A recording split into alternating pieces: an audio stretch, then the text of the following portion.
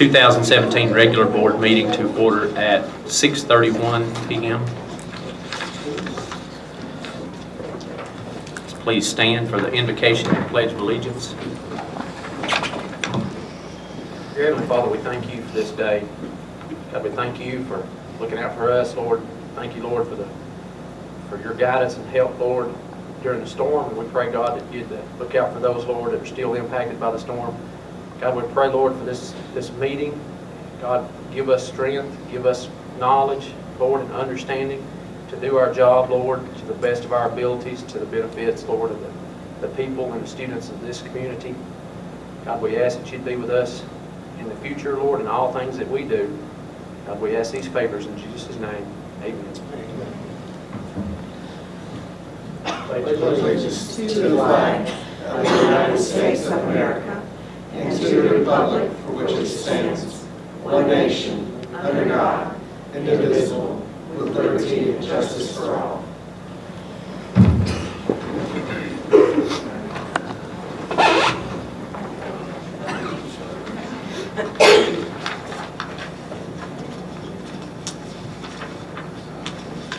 First item will be the approval of the agenda, and Mr. Long is going to be a little bit late, so we're going to start without him.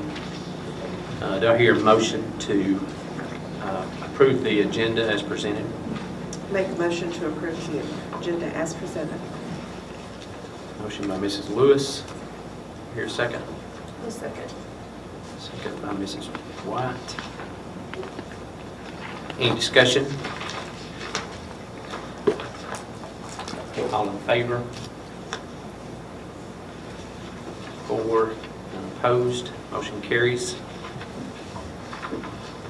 Next will be Superintendent Reports.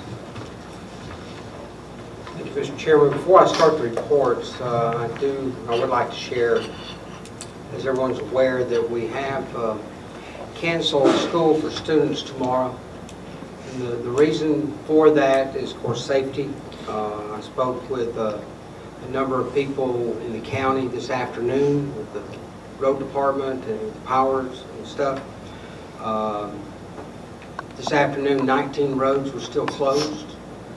They thought they might have some of them open by this evening late or by in the morning, but they were still concerned about buses being able to get up and down those roads. Plus, there was several other roads that were open for cars that they said buses could not get up and down. And we still have a number of trees, debris, and power lines down near bus stops and things. And in talking with each and every one of them, their recommendation was to not put kids in any danger at all and not have school tomorrow. With that, we chose to cancel school for our students. Our staff will report. Also with the thinking that it gives them a good, from the time I talked to them, in 30 hours of cleanup and things, and we're not running buses, but we will have a football game Friday night. Hopefully by that time all the roads would be open, but cars could get up and down those roads, and so kids could get to football games and stuff. So we are having our home football game Friday night. Fall break. We're not touching fall break. You know, have fall break. We don't want to get hung and shot, so we're not going to change those plans. And we'll discuss winter break later, but we do have our school board had the foresight of building enough minutes into our day as it is that we could go a number of days that are required without making them up if we have to. Of course, with the state of emergency, we do not have to make up those first 2 days this week. Anytime the governor or the president declares a state of emergency, those are totally forgiven. So I don't want anybody to panic and you know, all this stuff yet. We're not doing anything with fall break or Christmas, and we'll let you know well in advance if we do anything with the winter break. But we have enough minutes built into our school day already that would take care of all of it. So let's all just not stress over it, panic, and come back and get busy teaching and learning. And by that time, I hope to have a couple of my staff members back, especially Amy, who is in the Caribbean right at the moment. She'll be home this weekend. So I'm going to try to do her report. We have our general fund report up there. And I'd like to stress that for FY18, our general fund revenue for September 2017 was reported at 1.84% of revenue collected. And our expenditures as of this date were 6.87% of our expenditures. Any questions about this report? All right. Our SPLOST revenue for August 2017 was nice. It went up as $405,956.22. With interest for the month of being $1,474.42, and in SPLOST 5 at this time, as of August the 31st, we have $8,325,636.43. And then the next one is just the monthly rundown on our SPLOST. I have not spoken with Amy on our jump from last couple of months up to over 400,000, but it sure is nice to go up like that. Hopefully we can find out why, other than just a strong economy coming back. Any questions about financials? We'll go from that into our attendance report with Ms. Cantrell.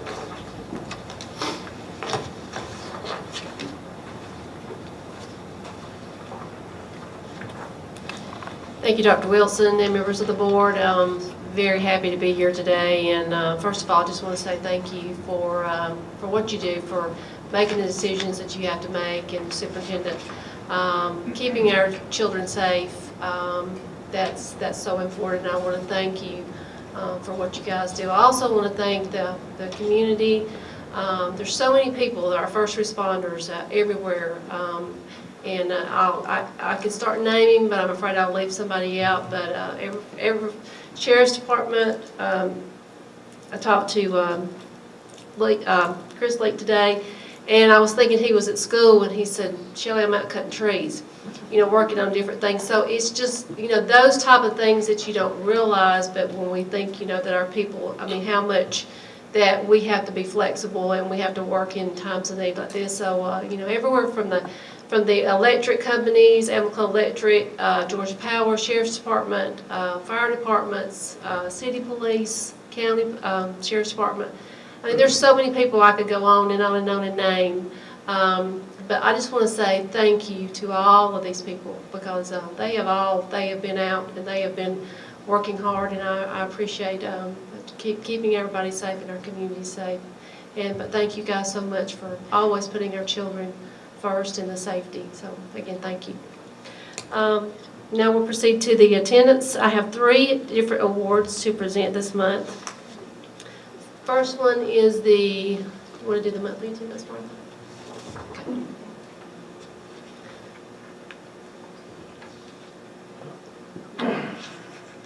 We're going to do the monthly attendance award. Very pleased to announce that Jasper Middle School, Anita Walker, is she here? Yay, Anita. If you look at the attendance, ADA 97.72%. Jasper Middle School staff and students would like to present you with this certificate and go back to your school and celebrate. Thank you. And we do have a banner, but I thought you forgot it. Oh, come on. I thought you forgot it. Come on, David. Dr. Wallace does not want to give it up. Okay, he did bring it. Yay. This is the students that I'm sending to the middle school. Okay. So, Ms. Walker is very excited because she's never had the banner before, so let's do the unveiling. Yes, we're taking a picture.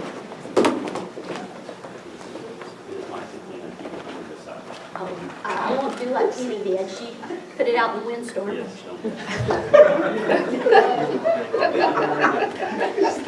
You can feel the love here tonight. Congratulations, Jasper Middle School. And I know Ms. Walker's going to find a great place to hang that.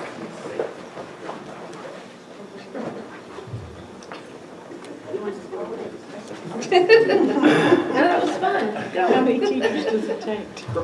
All right, and the next award I'd like to do is the certified staff percentage. And by the way, going back to the attendance real quickly, everybody was 97% or above for the monthly school, so it was awesome. So kudos to everybody. And Tate Elementary School, Miss Stephanie Hall, if you'll come forward, please. If you'll see, Tate Elementary School had a 98.66% attendance, so congratulations to Tate Elementary. And you go back and celebrate with your staff. Thank you. Thanks. And then the dropout report. We have 2 dropouts. These were dropouts that, what we call no-shows, summer dropouts, which did not come back from when school started. So what I've been doing, we had several more on there, but we were able to actually find those and get them enrolled in other facilities. But we do have 2, and I've continued to work with these 2. I've actually made more home visits again this week, trying to see if I can work with these 2. So again, I hope that maybe next month these 2 we can have it down to 0. We continue always to strive to make sure that our dropouts we get them somewhere and we get them enrolled. So that's very, very, very important. Any questions about the dropout? And then I would like to announce that last year, as far as the highest monthly school attendance award for the school system, Jasper Elementary School, Dr. David Wiles, did have the highest school attendance for last year, was 96.18% for the school enrollment. And if we're looking at the total enrollment, we were at 95% right system-wide. So I'm very proud to announce that. Also, we do have 14 sponsors that we are looking at that are our sponsors, what we call sponsor spotlights. These sponsors are going to be, you'll be seeing them throughout the school year in the paper and at the schools. But they have donated some money for some T-shirts, and we're going to be awarding all the students and the staff at Jasper Elementary School with T-shirts. And you'll see behind you, it's kind of a quick design, but this is basically what it's going to look like the front, and then on the back it's going to have all the sponsors. So we're very pleased that all the students and staff will be getting one of these T-shirts. And it's something they can be proud of and wear all year long. One other thing, Jasper Elementary, Dr. Wiles, we do have a certificate, but next month we will have the sponsor spotlights. We will have them here. They will be presenting Jasper Elementary with the award, and we also hope we can have the T-shirts here so everybody can see the T-shirts. So congratulations on your high school attendance. We are continuing to work hard with attendance, and we'll tell you that this is one of the things that is near and dear to my heart. And as we go out through this school year, you're going to see new things that are going to be happening, so we're very excited. I did talk to Dr. Wilson today about our September Attendance Awareness Month. We've had some things that have occurred that we were not expecting, one of those being the weather. So we actually are going to postpone our Attendance Awareness Month for this month, and we're going to claim October as our Attendance Awareness Month. So we thought that would probably be the best possible scenario that we could do, considering everything, and with fall break too. So unless you have any other questions, that's the end of my report. Thank you. Thank you. Thank you. All right, our next report is from Stacy, and he is also out of the country at the moment. He'll be back soon. But his report was in maintenance. Maintenance, they're relocating our technology department, moving it up to our old building here, and then our Mountain Ed will be 2 stories. North Star will be where technology was. And I would like to invite anybody that we're having an open house for North Star on Sunday, September the 24th at 4 o'clock in their new facilities. So if you're available to come, we'd love to see you there. Transportation, the next bus driver training class is October 2nd to the 6th. They have 2 possible students for that class. And if anybody out there ever dreamed of being a bus driver, we can make that happen. So we do need some more bus drivers. We'll also be starting fall bus evacuation in the next few weeks. Bus Safety Week is October 16th through the 20th, with Bus Driver Appreciation Day on October the 16th. And the schools are working on our bus safety poster contest. Our SRO report is by Sergeant Lee. Well, I'll try to fill the shoes of Stacy, but I'm not as country and smooth as he is. But anyways, for our SRO report, all the SROs have conducted safety assessments, working with the principals, and we go through and check certain things.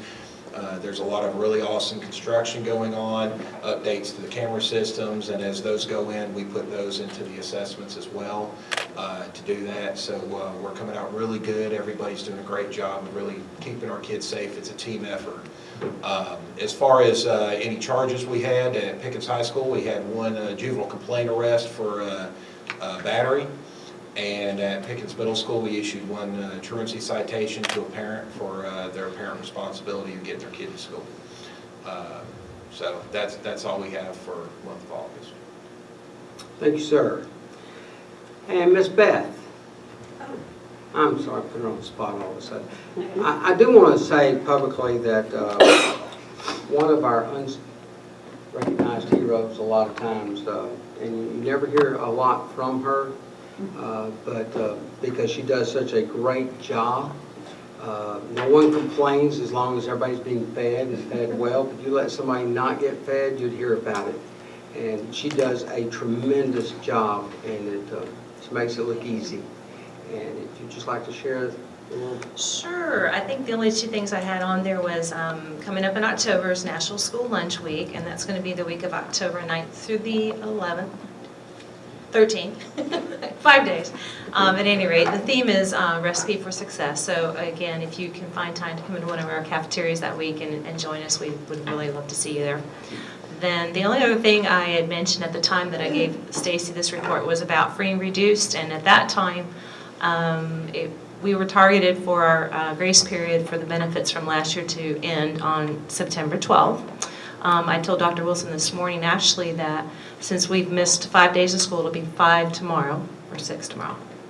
5 or 6? It'll be 6 tomorrow, 5 plus the solar eclipse. That we can actually extend our last day for the grace period. Now it will be September 27th, which gives me a little bit more time to try to expedite getting some of the applications turned in. We have about 10% of the kids still on temporary status from last year, 10% of our eligibles from last year. So that's pretty significant for us. So if they don't turn in an application, that will drop our free and reduced percentage down from, we were at 52.49% last year. So we're going to do everything we can to expedite to try to, contact these households, and we keep up with them. We've been sending letters, we do the call outs, we do everything that we can. But yet sometimes we just don't see those applications come in until all of a sudden the charges are to the point where their child is not getting the meal that they want. And so mom and dad finally turn in an application. So we hope it doesn't come to that, but any questions? No? Okay. And I want to thank you all for your support. So, thank you. Georgia Milestones, Jill was going to be here to do that, but she is sick today. And so we've got Tony and Dana, our curriculum directors.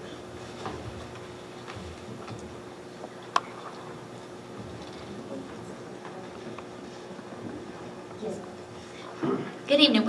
You have some copies of the scores in your packets, but Jill also prepared a PowerPoint, so I'm just going to go through part of that and discuss the elementary and middle school portion, and then Tony's going to do the high school portion. So, third grade ELA, if you notice, and it's hard to see, but there is a, there we go, that's better.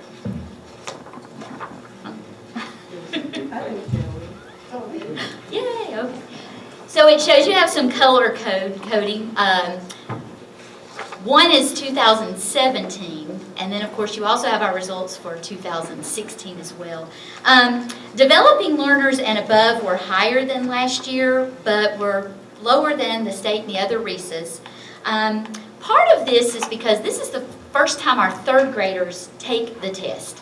And so they're unsure sometimes of how to do it. A lot of times they're nervous. So I know that the schools are working this year to give them more opportunities to take tests online and to work on strategies to help relieve some of those nervous days that they have when they're fixing to take the test. We also have writing across the curriculum this year. That's a big focus of our county across every grade, every content area, and so that's going to help support the students as they're writing in other classes as well, and you're going to see that across our entire district. Third grade math, there's some room for improvement, sort of those same reasons though. It is their first time to ever take a Milestones test. We also have some programs that are going to affect pretty much our entire district. We have hired 2 retired teachers who have outstanding reputations and great success and have had it in the past, and they're going to come in and work with our teachers and offer some extra support with strategies and ways they can teach their students to help them be more successful. So that is in place. And then we've also started a program, I Can and Gloss. And what makes this program unique is, number one, it doesn't cost anything, which is really a good thing. But number two, it develops on the concepts. So it helps teachers find out where they don't get how to do a math problem.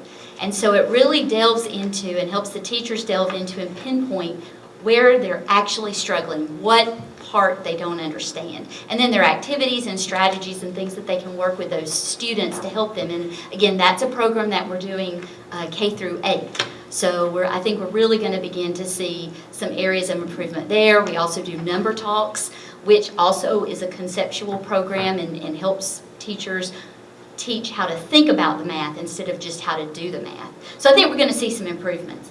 4th grade ELA, our proficient and distinguished learners increased, and our beginning learners decreased. So this is great. These are the results that you want. This shows that we're moving in the right direction.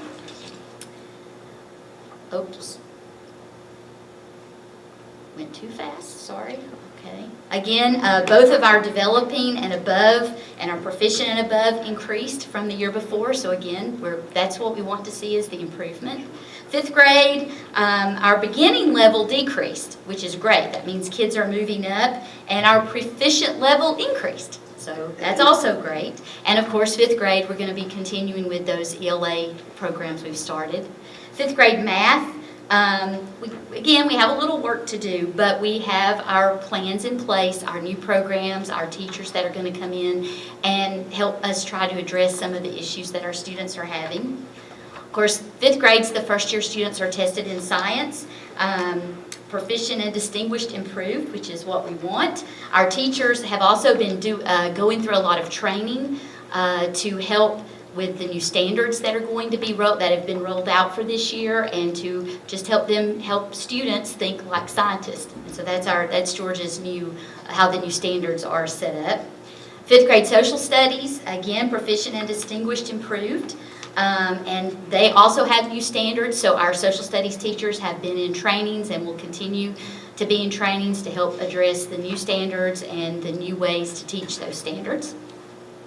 6th grade ELA, again, scores they're good, but we definitely can see could do some improving. And the same process as the writing across the content areas, and doing trainings and just helping our teachers come up with some strategies and different ways to address some of the issues that our students have with writing.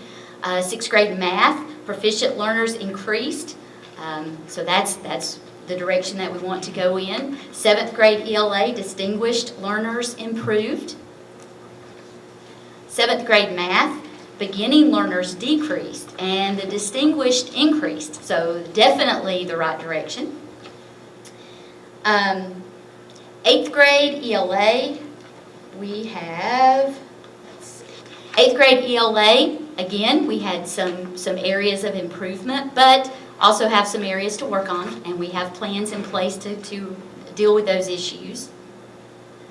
8th grade math EOG. This means these are our students who are in a regular 8th grade math class. They take the end of grade. Our beginners decreased and proficient increased. 8th grade EOC Algebra 1. We do have some 8th graders that take the 9th grade or freshman level Algebra 1 course for high school credit. So those students take the EOC, end of course exam. And as you can see by this, our proficient students, we greatly exceeded the state of Georgia results by a huge percent. And that just shows the combined scores. 8th grade science, developing learner and above increased, as well as the proficient learner and above increased. So again, moving in the right direction. And social studies, we have basically those same results. Developing learners increased, as well as the proficient learner. So do you have any questions? Okay. All right, I will turn it over to Tony then.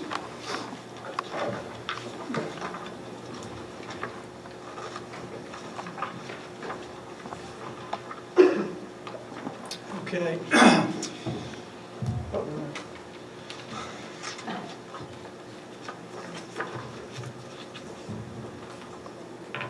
Yeah, we can start. That'll be fine. We'll start right there. I think what the members of the board have before them are the charts that Jill prepared for you, and then she has a graphic representation like the one that Dana went through. And so I'll use that really quickly. Pointer there.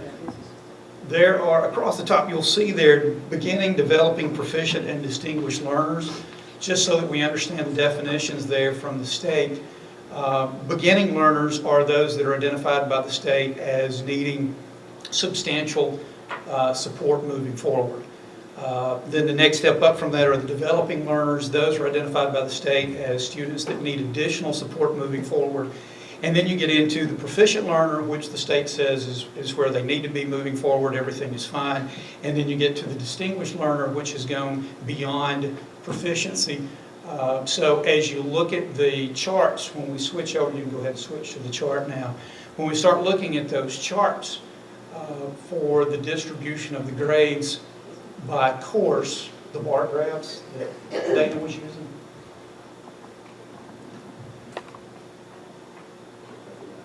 yes, back on the PowerPoint. Just go to the end of course now. Or I can, let me take it. High school's a little different animal. The milestones in high school are called EOCs. We drop the T. End of course test. Those are the tests that at the end of the course count 20% of the student's grade. So here we go. All right, so going back to the definitions that we were talking about a second ago, what Jill has done is taken Pickens County's data from 2016 and Pickens County data from 2017 by EOC test and has compared those with each other and with the state and with the RESA. And so what you want to see, going back to those definitions from a second ago, is if you look, I don't think the pointer is working, but if you look at the chart on the far left, the beginning learners on any of these graphs that we're going to put up there for you, you always want to see the number of beginning learners from 16 to 17 going down. If you see that trend in the beginning learners column, that's a good sign. If you see that trend in the developing learner column, that's a good sign. And then on the right-hand side of the screen, if you see just the opposite, if you see the number of proficient and distinguished increasing from 16 to 17, that's a good sign. So in a nutshell, that's a good quick way of looking at this data to see if the trend is a positive one or to see if the trend is a negative one. And there are some good trends that we'll see and that you will see as we go through the data, starting with the 9th grade lit composition end of course test. You can see on the left-hand side of the column, you can see that the number of beginning learners decreases considerably. The number of developing learners decreases not quite as much in the drop, And then when you move over to the proficient and the distinguished, you see that there are increases from 16 to 17. So those are definitely positive trends when we look at our 9th grade lit course. Same thing when we look at American Lit, you can see there again from 16 to 17, a decrease in the number of beginning learners. You can see a slight decrease in the number of developing learners, and then when you go to the right-hand side, you can see an increase in the number of proficient and a sizable increase in the number of distinguished. So there in both of our English EOC courses, there are positive trends. And if you look back through the data going back beyond 16, those trends exist there as well. So those are some good positives that we see. The English department at the high school is working very hard to continue to hold that trend and maintain and improve upon it. We have, with Mr. Wallace's help, we've purchased some textbooks for the English department to begin this year to help them vertically align their curriculum so that as we progress through 9th to 12th grade, it's building, which is what it should be doing. But anytime we can help those guys with that, we're more than willing to do that. Algebra EOC. Math has some challenges. They know that. We've got an awesome math department. They're excited moving forward. You can see there, as you look at the trends, you can see that the number of beginning learners increases from 16 to 17. We pretty much hold our own on the developing learner, and then we see those decreases there on the right-hand side of the column with the proficient and the distinguished. The math department, Ms. Payne, has been working diligently. We had scheduled this week, unfortunately, we had to cancel, but we had scheduled a trip to Union County. We were going to go up there, Jill, myself, and the department chair, and we were going to meet with their math department and talk to Union County. Jill has connections with Union County. Union County is doing very well, and so there's absolutely nothing wrong with going and seeing what people are doing, and they were more than willing to have us do that. Unfortunately, we had to cancel, but we are going to reschedule. So we will be up there in the next couple of weeks, see what those guys are doing. Math, of course, has developed the skinnies on the block so that a lot of these math students that need that support are receiving it year-long now, so we're doing that.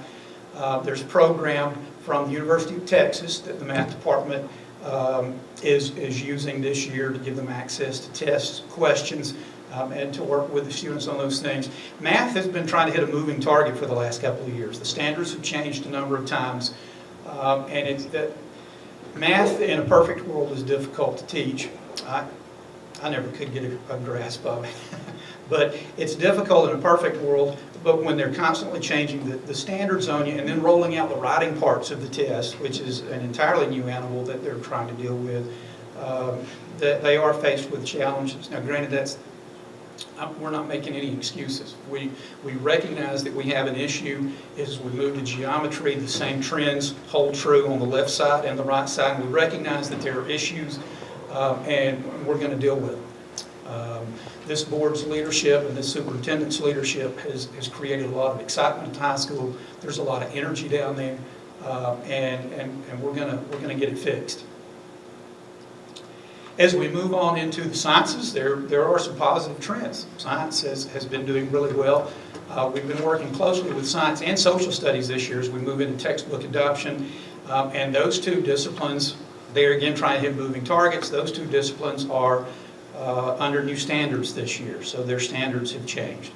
So we're adapting to the new standards. I was at a meeting at North Georgia RESA today with the state science representative talking about the new standards and incorporating engineering into teaching. Science department's got a good handle on it. And so you can see there's some positive trends. If you look to the left of the chart there again, you see the number of beginning learners decreasing from 16 to 17. You see the number of developing learners decreasing from 16 to 17. And if you jump over to the right-hand columns, you see the number of proficient and the number of distinguished increasing considerably. And you'll also see the distinguished there. Got to brag on those biology teachers. There's a huge jump in the number of distinguished in biology in the EOC from 16 to 17. That's awesome. To get to that distinguished level requires teaching with a great deal of rigor. And our teachers recognize that and they understand that.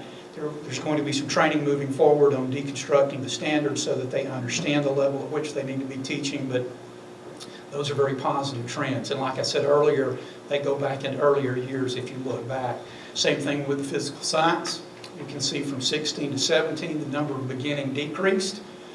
The number of developing dropped drastically, you can see there. The number of distinguished increased considerably, and the number of proficient also rose quite a bit. So physical science did a really good job as well, going from 16 to 17. We hope to maintain those trends. The GSE, the new Georgia standards, are going to make that a little challenging this year. The state is rolling out the guidelines for the departments. Unfortunately, they don't have it all in place, and like the lady said today, they're flying the plane as they build it, which is fine. But that small consolation when you go back to Mr. Martin at the high school, the department chair, and say you're just going to have to be patient. It's not there yet, but they say that information will be available soon. So we're watching it closely. They're staying on top of it. There again, we're going through with science textbook adoption, and so they're going to pull from those resources this year as well as we look at new textbooks and new materials, both electronic and hard copy. Some of that has been keyed to the Georgia standards. Some of the textbook companies have done more work there than the state has done, and so we're going to tap into those resources. While they make them available to us to look at, we're going to take advantage of that, and we're going to use that information. So that's going to be a big help to us. U.S. history, you can see those trends continue to hold. If you look to the left, you can see that the beginning and developing learners dropped from 16 to 17, which is always a good sign. We held our own with the distinguished. Social studies is another one of those courses that are adopting new standards this year. And over the course of the last couple of years, they've been rolling out more difficult tests with more rigor to them. There are more reading passages on the test, and it's sometimes difficult to get the students to take the time to read half a page of dialogue from a newspaper article from the 1800s and then answer the questions. Sometimes it's difficult, but social studies they're holding their own. You can see that the number of proficient and the number of distinguished are either holding or climbing somewhat, and those trends hold true if we look back beyond 16 into 15 and 14. Those trends are there as well. Economics, you can see considerable drop in the beginning. If we look to the left again, which is a good sign. Developing, the trend is not good. You can see that it actually reversed itself and the number of developing learners actually went up. But there, when you look to the number of proficient, you can see there's a considerable jump. So that's sort of a mixed bag with the economics. We would like to have seen more distinguished and less of the developing learner from 16 to 17, but that ended up not being the case. But there again, we're aware of what's going on with the economics EOC, and we're being proactive with it in terms of adopting the new standards, the new GSE standards as they're now known in social studies. So we're going to stay on top of that and make sure that we keep the trend that we've had in economics for the past number of years. Economics has been one of our strong performers, and we're going to keep it that way. So in closing, it's a mixed bag. I'm not going to stand here and tell you that everything is awesome and it couldn't be any better. It can, and we know that, and we're going to deal with it. We're going to meet it head on, and we're going to do what we can to fix it. One of the things that Dr. Wilson has been really proactive with is encouraging us to listen to the teachers in terms of what they need. And so, when it comes to professional learning, for example, we're going to the teachers, both Dana and I are going to the teachers and asking the teachers, what do you need? Tell us what you need to make this happen. And in social studies, one of the things that they're wrestling with on the new standards is the hot phrase now is inquiry. That's the big word for the state now. And our department was nervous about that. What exactly do they mean? How are they going to test us on that? And so we worked with North Georgia RESA and have developed a training that the department's going to go to and learn exactly what the state is talking about what they're going to be looking at. So we're trying to be proactive in terms of meeting the needs of the teachers, which I think is a very positive thing, and it builds a lot of good rapport. Teachers are very positive about professional learning. When they have come to you and said, this is what we really need, they're much more receptive to it, and so that's how we're operating moving forward. So I hope if I'm standing here next year, if Jill gets sick, I hope when we put that information up on the screen, we're able to begin to see some positive trends in those places that we need to see them. Are there any questions? Thanks, Tony. Tony, I've got one question Yes, ma'am. about the math, and you may or may not know the answer to this question. Is there any way that we can get those, know which students who were in year-long math compared to the ones who were in one block math? Is there any way to compare those scores? I guess I'm asking, do we need to make year-long math more available if that is producing better results? That data is available by student, so we can break it out, and by class. We get it by class, so that's something that we can easily look at and see if the year-long math is having an impact. I'm not going to put the math department chair on the spot here, but we can look at that data and see what it tells us, and I'll be glad to talk with the department chair, and I can get back to you on that and let you know what the data tells us. I'd like to think that there's a positive impact to be seen there, but it would behoove us to look at that, certainly. And I'll get that information for you. Thanks. I'd like to say something. We're all aware that the programs that are instituted by the state are never given enough time for us to see valid results. As you said, the target is always moving. I want to encourage all the teachers who their scores may not have been what they had wanted them to be. I know that frustration. I know that pain. And I am not here to point fingers at anybody. Our teachers are the hardest working, most conscientious, and there are so many factors that we cannot control. But I want to thank all the teachers and to know that I'm not excusing, that's true. We need to do everything we can to make next year's scores even better, and we can do that. But when you have a moving target, it is so incredibly hard to be what the state expects us to be when next year somebody else will come into office and change everything all around. So I just want to thank the teachers for all their hard work, and I know that everybody is doing their very best. I appreciate those words. We've got an awesome, from top to bottom, we've got an awesome organization. I know what it's like to teach your heart out and to have the scores come back, and you just wonder, were they even in the room? Yeah, you live by the score and you die by the score sometimes.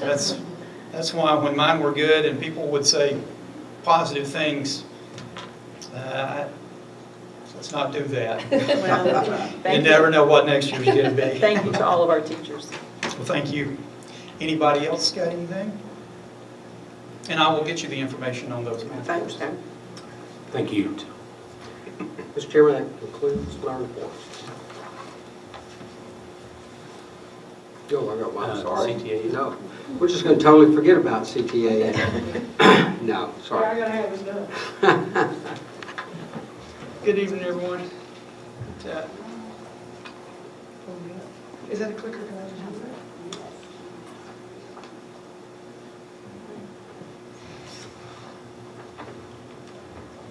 All right, so hopefully you guys have this. I gave you two documents.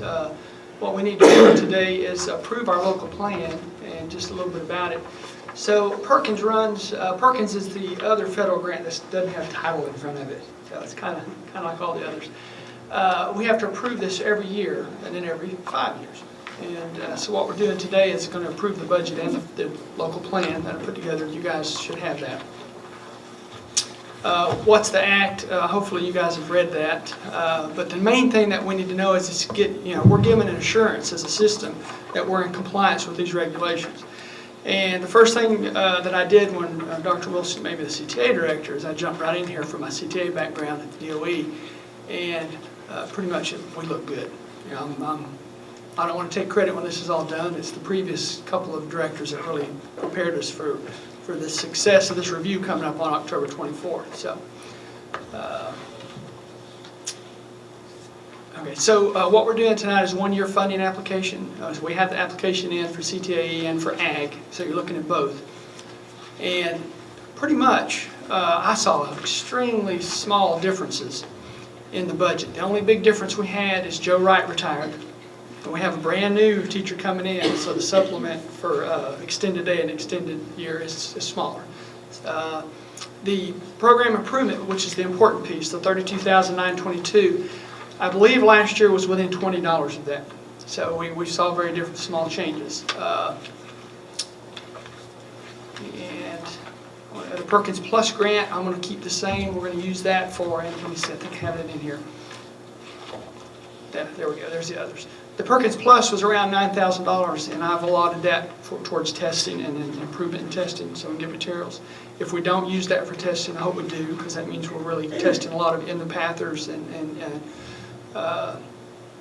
industry certifications. So we're going to try to focus on that. And right here you see all of our ag extended year grants, extended day grants. Those are all very close, a little bit lower than last in some case, because of the experience of the people that are in there, including my own. Supervision grant went down just a hair. So this just explains extended day and apprenticeship.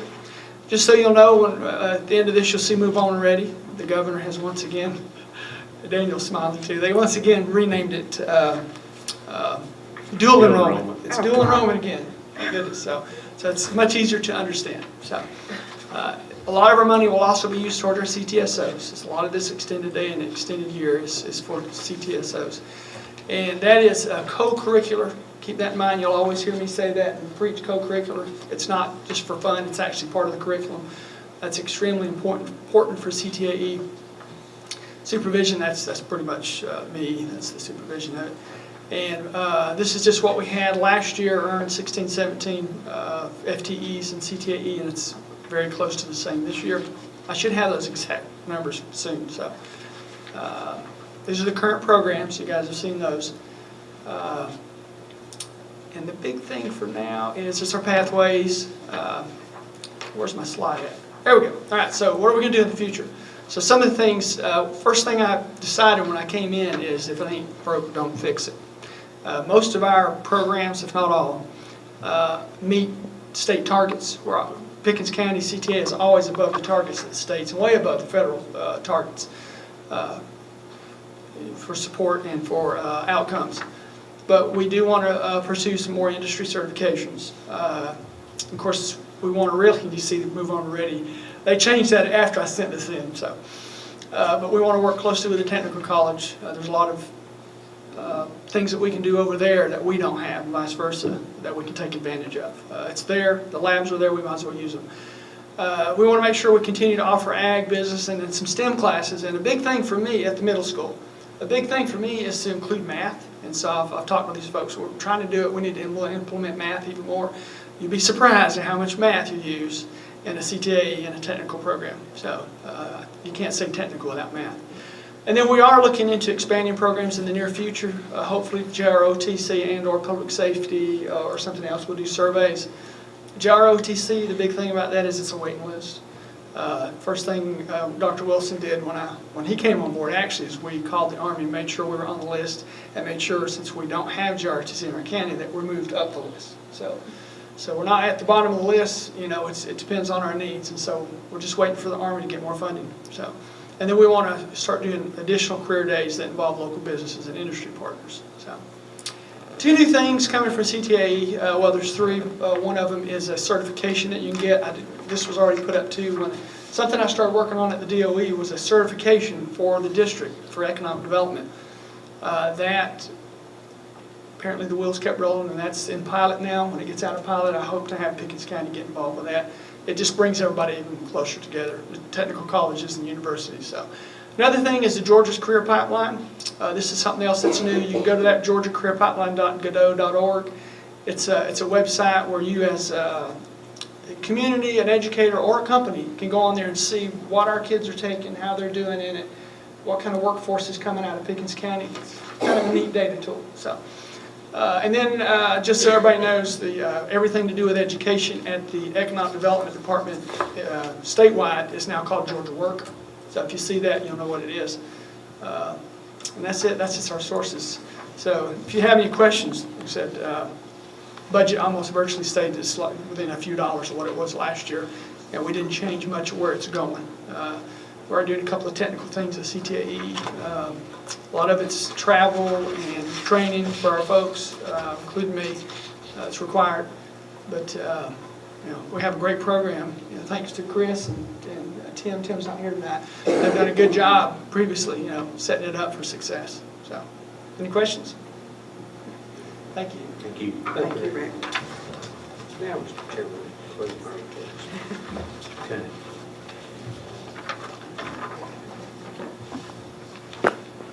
Next item will be some action items. Looks like we're going to have some out-of-state field trips. Walker.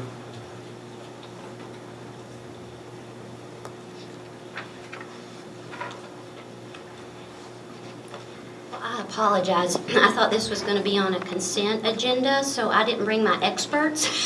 So it's a good thing I like to talk because I'm just winging it right here, I'll tell you. These are the same field trips that we proposed last year. We've done them for several years now. I think you have information on those as well, correct? The first one then, I'll go by grade level, is our 6th grade field trip to Chattanooga. The students study earth science in 6th grade, so normally they go to one of the caverns up there, or taverns, not taverns, no, they don't do that. That's for the teachers, we do that while the others are in the caves.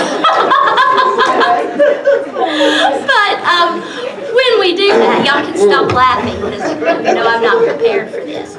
But when we do this, we had to change the cave to go to Rock City this year. So we're still going to get to talk about some rocks and some minerals, but we're not going to get to go into the caves this year. They also go to the Tennessee Aquarium, which part of that we see a video in the IMAX theater, which goes along with our ocean units that we study. So it does align to our standards. This one is just an extended day field trip. I've gone on this one as an administrator and as a parent. Our kids get a lot out of it. They get to end the trip by stopping by the mall in Chattanooga and eating at the food court. For some of our kids, that is an experience in itself to get to do that one. Our 7th grade is going to go to St. Simon's again and participate in the Driftwood Education Center. They study life science, so this fits right in with their standards. They get to hold snakes, turtles. They get to go to Driftwood Beach over on Jekyll Island and experience that. For some of them, it's the first time they've been to the beach. So we do offer scholarships. The Youth Enrichment Act gives us money for that. So we never have any child that wants to go that's not able to go. The 8th grade trip is to Savannah. I know we used to go to Washington, D.C., and some teachers have asked about that one again. I will be honest, I've been on both. Both of them are very, very fun. But I feel like this Savannah trip is more aligned to our standards. And plus, the trip is not as long. And for me, it was just much more enjoyable because we weren't on the bus overnight and that sort of thing. But this trip is great. We start out by going to the sports museum that's in Macon, and we spend some time there. Once we get into Savannah, we do get to do a riverboat cruise, which is something that the kids just get to do for fun. We go to and visit several forts. You can see that on there. The cathedrals and the First African church that we visit, it's phenomenal. And there's a guest speaker there that I wish we could have come to our school system. I mean, she is just the greatest thing I've heard when it comes to anything about Black history and the church that's there. So I would ask for your approval, and again, I apologize because I had teachers here last year, and when I told them they wasn't getting to come this year, they were actually disappointed. So please don't tell them that I had to get up and speak for them. And I won't mention to 6th grade that I told them that they went to the tavern. That was just a slip. Appreciate that, thank you. Okay. Should help when you're able to Yeah. get chaperones. What do you call that, a Freudian slip when that comes out? That what? Byron said you'd be able to get more chaperones. You might get board members to go too. Uber, we need more calls for Uber. Are there any questions? I'd like to stay superintendent. Oh, Martha won't let me do this anymore. You'll make sure it's on a consent agenda next time, right? But do y'all have any questions about the trip? It sounds like great trips. Okay, it Yes, is. they sound great. It's fun, thank you. Okay, I hear a motion to approve the out-of-state field trips for 6th, 7th, and 8th grades for JMS as presented. I make a motion that we approve the out-of-state field trips for JMS as presented. I'll second. Motion by Mrs. Lewis, second by Mrs. Finley. Any discussion? All in favor? 5, no opposed, motion carries. Next will be Pickens County Middle School.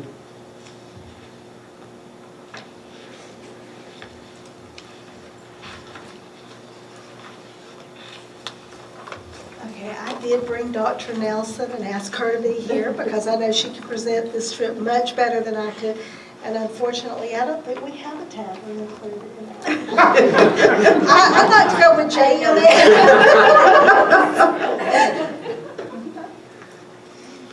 Okay, the trip I planned is pretty much the same as JMS. We go to the Georgia Sports Hall of Fame, and then we go to the Ocmulgee National Park, Old Fort Jackson, then we have a riverboat cruise, and we do the cathedrals and the African church just like they do, and Fort King George and the Bonaventure Cemetery, and then we take them on a ghost tour, and then on the way back, we're going to go to Georgia Southern University on the way back, so we just thought that would be an extra added thing. I know last year we tried to go to college and we couldn't go, so I thought I'd add that to the trip. But basically, it's pretty much the same trip that they go on. And we cover science, social studies, and English standards on ours.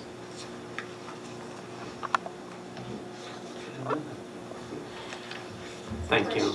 Again, now, I think I'm good. Thank you. Do I hear a motion to approve the out-of-state field trip for 8th grade PCMS as presented? I make a motion to approve the field trip as presented. Motion by Mrs. White, seconded by Mr. Long. Any discussion? All in favor? 5, none opposed. Motion carries.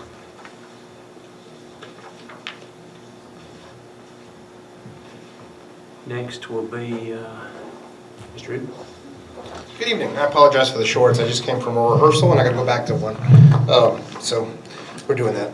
And I hate pants. The trip we're going on, or that we hope to go on, is to Chicago this year. 2 years ago, we were invited to perform the Philadelphia Parade. We combined with Fannin County, and we made that a trip. This trip, we were invited a month and a half ago to participate in the McDonald's Chicago Thanksgiving Day Parade. This is for 2018, not this year. The reason we're asking so early is because, like the Philadelphia Parade, we asked for commitments for marching band in the beginning of March, right about the same time that the middle schools are doing registration. So that way they turn in a form both committing to the marching band for the season and then the trip deposit. And the way it worked last time, we had a trip deposit in March and then payments April, May, June, July, August, September. Final payment due in October. Overall cost of the trip is $820. This is for 4-person occupancy in the hotel. And and that worked out perfectly for our parents. We also did fundraisers during the summer, and for example, we're doing the World's Finest Chocolate Candy fundraiser right now. We ordered 300 boxes, and we've sold almost every one of them because $30 of the box goes straight to the students.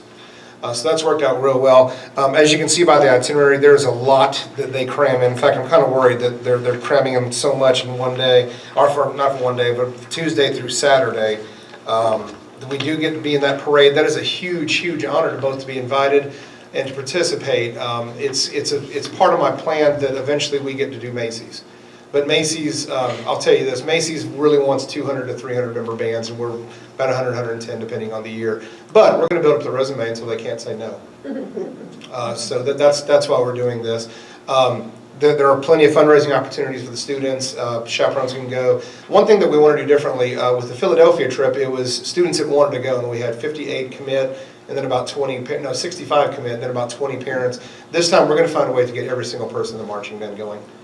We've had a lot of sponsors come through for us this year, and we're trying to get it so that all 110, 120 can do this, instead of just take the ones that monetarily want to make that sacrifice. So that's what we're looking at. Just needed to see if you had any questions about the trip itself.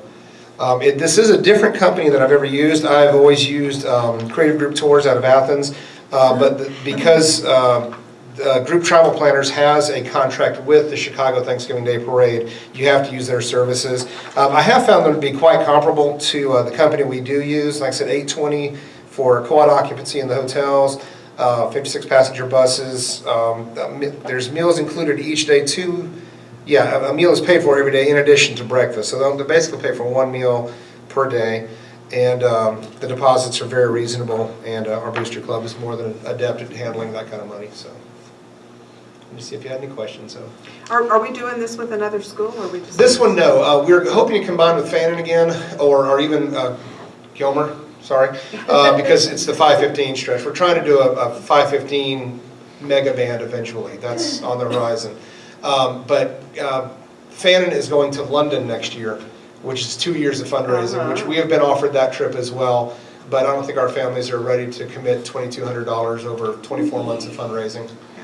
They are. They host the marching band contest, and their booster club commits a certain amount of money to each student. But maybe one day. But honestly and selfishly, first time I go to Europe, I don't want to bring a marching band. Just saying. And so the gangster tour that's included in this will not give them any ideas on fundraising, right? Not at all. I hear there may be alcohol, so that would work well with Anita. No, there's none of that whatsoever. And I might leave a few of the kids at the zoo, so that'll work as well. And then there is the Museum of Science and Industry. It looks great. And it's a very fun itinerary. 10 years ago, Chicago was kind of you go and you hit the Magnificent Mile and maybe the Sky Deck or what used to be the Sears Tower, but they've added so much more, and it's a lot more fun. It looks great. Drew, how do you get invited? You said you get invited. Word spreads. When bands get invited, Southwest DeKalb and a lot of other big Gwinnett and Cobb schools get invited to this. And at the end of the trip, they are asked by the guides and the companies that put on these parades to let them know about these groups. They don't know what's in every state. Georgia is one of the strongest band states in the country. In fact, it's very hard to get invited to play at our state convention because so many groups are so good. But it's word of mouth. I know that the person that was in charge of the Philadelphia parade, our main contact, loved us. Absolutely loved that we combined, loved how good we sounded. We were the last band of that day, and we sounded fresh the entire time. We played the tune we played 50 times exactly on that Philadelphia parade route, and we counted every one of them, and it felt like it. This is a longer parade and in a much bigger city, so like I said, we're slowly building the resume up as much as we can. I applaud the fact that you are trying to get every student to be able I really to go. want to. That I think is so important, to make sure that every student can participate. I completely agree. And of course, it takes, I don't believe in handouts, I believe in hand-ups, and we're providing the opportunities for them to earn the money themselves as well. Well, we have a lot of sponsors in the town, but they're all tapped out. And we have 17-year-old uniforms, so we're looking at trying to replace those as well. Thank you for your efforts. You're welcome. Thank you. The halftime show was great this year. Oh, you're going to see the new one tomorrow. Okay. That was just the football show. We're about to do the competition show soon. Okay, good. So they're working on it right now. So is that the new show tomorrow? Tomorrow, yes. We had an 8-hour rehearsal on this past Saturday, so hopefully they remembered some of it. And we cleaned and cleaned, and they're cleaning right now, and then we're going to premiere that tomorrow night. The other band isn't performing tomorrow night. They're just doing a pet band, so it gives us the whole halftime to get used to the props and everything else we're using this year. It's going to be fun. Yep. Thank you. Do you have any questions? About the trip? Okay. Yeah. And we will take an administrator as well. It's just whichever one does the best on my teaks that week.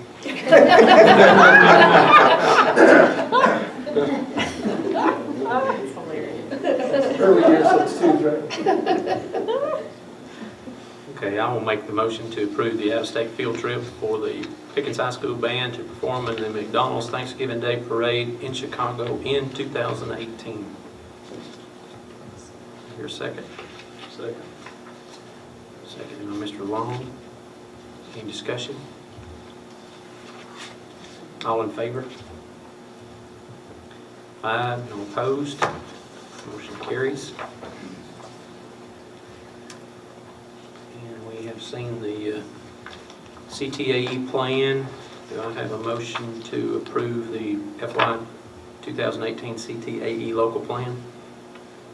I make a motion to approve the FY18 CTAE plan. Motion by Mr. Long. Here a second. I'll second. Good. Sue. Second, Ms. Finley. Any discussion? All in favor? 5, no opposed. Motion carries. Next will be approval of minutes. I hear a motion to approve the minutes from the August 10th regular, August 18th, and September 1st call meetings. Make a motion to approve the minutes from the 10th, 18th, and September 1st meetings. Okay, motion by Mrs. White. I hear a second. Second. Seconded by Mr. Long. Any discussion? All in favor? 5, no opposed. Motion carries. Next will be approval of surplus from Harmony Elementary School. I hear a motion. Make a motion to approve the surplus for, is it Harmony? Harmony. Okay, it's a Tate, I'll just make sure. Is it Tate or Harmony? I think it's Harmony. I saw that on the thing, tape, but I think the actual Does surplus need form to is show from signatures Harmony. on it. Okay. I hear a second. I'll second.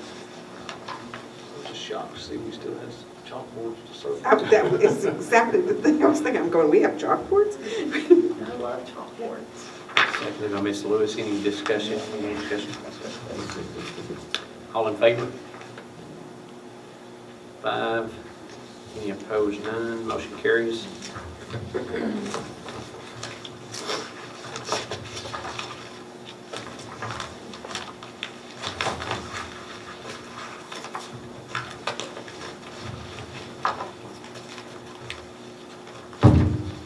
I will make a motion that we go into executive session to discuss or deliberate upon the appointment, employment, compensation, hiring, disciplinary action or dismissal, or periodic evaluation or rating of a public officer or employee, or to interview applicants for the position of superintendent, and to consult and meet with legal counsel pertaining to pending or potential litigation, settlement, claims, administrative proceedings, or other judicial actions brought or to be brought by or against the school district or an officer or employee, or in which the officer or employee may be directly involved.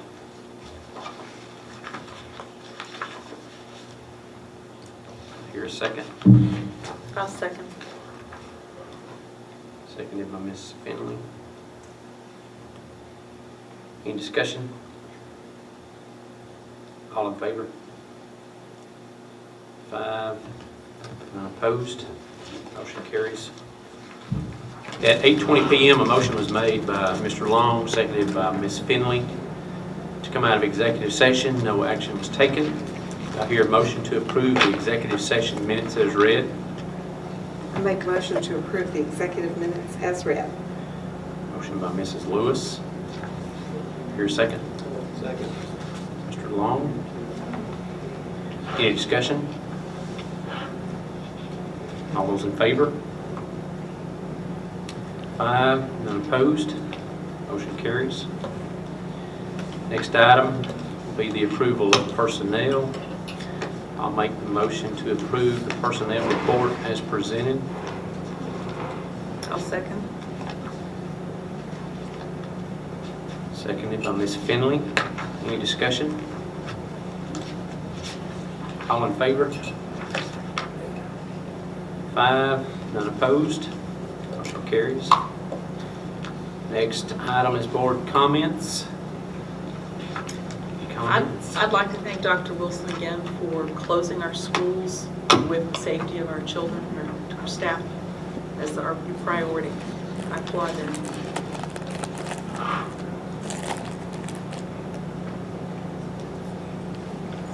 Comments? I'd like to apologize for being late. Sometimes the working doesn't work out with our meeting times. I apologize for that. Anything else? Okay. Next item is to adjourn. Your motion to adjourn. I'm glad to make a motion to adjourn. Mr. Long, seconded by Lady Lewis? Mrs. Lewis. Discussion. All in favor? 5, none opposed. Motion carries. We are adjourned.